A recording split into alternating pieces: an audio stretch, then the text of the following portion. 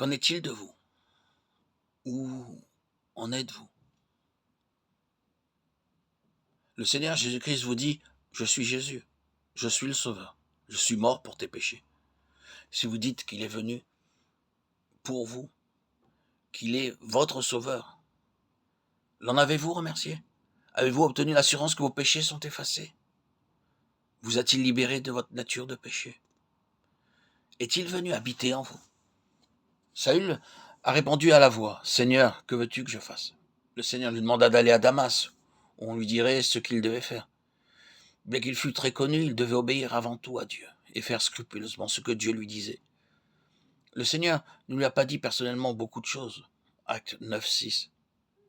Une personne inconnue, Ananias, fut envoyée vers lui. C'était une personne ordinaire et pas un apôtre. Nous ne savons pas grand-chose à son sujet. Ceux qui sont riches et qui occupent des positions élevées veulent que les gens de distinction leur parlent et non pas les gens ordinaires. Ils pensent ainsi. Je veux qu'un homme ayant un titre me parle des choses spirituelles. Dieu dit, humiliez-vous. Si le Seigneur l'avait voulu, il aurait pu lui-même expliquer à Paul tout le chemin du salut. Mais il ne le fit pas. Il envoya Ananias pour le lui expliquer. C'était là la voix de Dieu pour lui, et Saül s'humilia et crut ce qu'Ananias lui dit.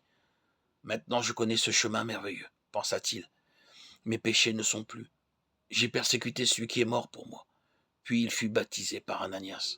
À partir de ce moment, il entendit bien des fois la voix de Dieu. Et tout au long de sa vie et de son ministère, Saül continua à faire la volonté de Dieu. Acte 16. En écoutant sa voix. Le Seigneur commença une œuvre puissante en Galatie et en Mysie. Et lorsque Paul voulut se rendre en Bithynie, l'Esprit ne lui permit pas. Ensuite, il demanda au Seigneur, pouvons-nous rester en Galatie? Alors le Seigneur lui dit, non, il en fut de même de la Mysie. Ensuite, la voix de Dieu s'adressa à lui en disant, passe en Macédoine. Bien que ce pays se trouvait sur un autre continent, il obéit. Voilà comment l'évangile du Seigneur Jésus-Christ est entré en Europe. Saül et ceux qui l'accompagnaient entendirent cette voix. Ils obéirent, et lorsqu'il eut des troubles, selon Actes 16, 19, quel privilège fut le leur de souffrir pour son nom. Lorsque vous serez confronté avec des difficultés ou des peines, ou que vous aurez des ennemis au bureau ou dans votre voisinage, alors vous entendrez la voix de bonne heure, le matin ou à midi, vous dire « Ne crains pas, je suis avec toi ». Ces paroles vous fortifieront, vous encourageront et vous accorderont la victoire. Cela peut être une parole familière, journalière que nous pouvons vivre si nous avons cette foi que le Seigneur est avec nous. Dans Acte 27, le bateau était en grand danger et les 276 passagers du navire n'avaient aucun espoir de pouvoir sauver leur vie. Ils étaient effrayés par la terrible tempête. Pour alléger le bateau, ils avaient jeté les agrès à la mer et les matelots avaient même tenté de fuir. Mais Paul les en avait empêchés cette nuit-là. Dieu avait parlé à Paul. Paul, ne crains point, il faut que tu comparaisses devant César, et voici Dieu t'a donné tous ceux qui naviguent avec toi. Cette voix de Dieu produisit la foi. À vue humaine, il était impossible de pouvoir être sauvé, mais pas le moindre espoir leur était laissé. Mais Dieu lui avait donné l'assurance qu'il allait être sauvé, ainsi que les 276 personnes avec lui. Paul avait donc bien mangé, bien dormi, il n'avait pas peur, et maintenant il encourageait les autres à manger aussi. Un petit souci peut enlever le sommeil, et dans ce cas-là, aucun somnifère ne peut le redonner. Mais en un temps semblable, et dans de telles circonstances, la voix de Dieu vient à vous en disant « Ne crains point, je suis avec toi ». C'est ici que vous pouvez vivre la présence de Dieu.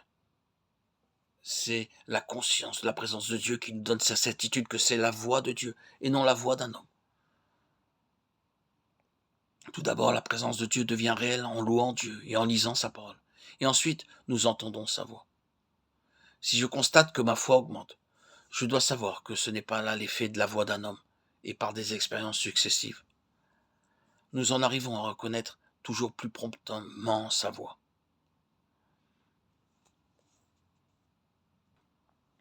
Quelquefois, lorsqu'un mari part au loin et revient sans prévenir sa femme, celle-ci est capable de savoir que son mari est de retour par le seul fait d'entendre le bruit de sa toux dans les environs et de dire « Voilà mon mari ».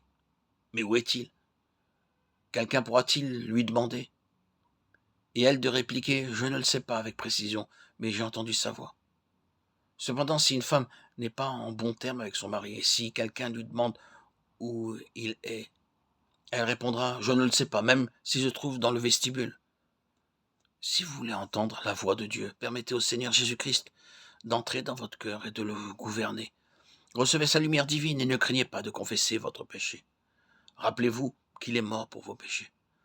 Acceptez-le comme votre sauveur plein d'amour. Parlez-lui comme à votre ami jour après jour, car vous pouvez lui parler partout, à tout propos, à tout moment. Et de façon certaine, il s'adressera à vous. Souvenez-vous simplement, quand vous entendez sa voix, de lui obéir aussitôt.